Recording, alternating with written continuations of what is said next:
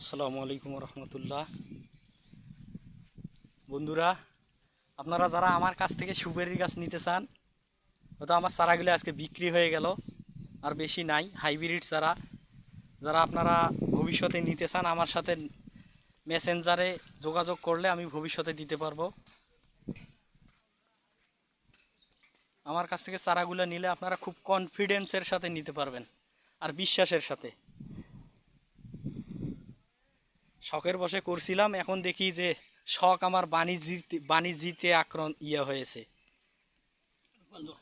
রূপান্তর হয়েছে বাণিজ্যিকভাবে। এক ভাই আমার কাছ থেকে নিয়ে যাইতেছে, আমি 175টা চারা দিলাম।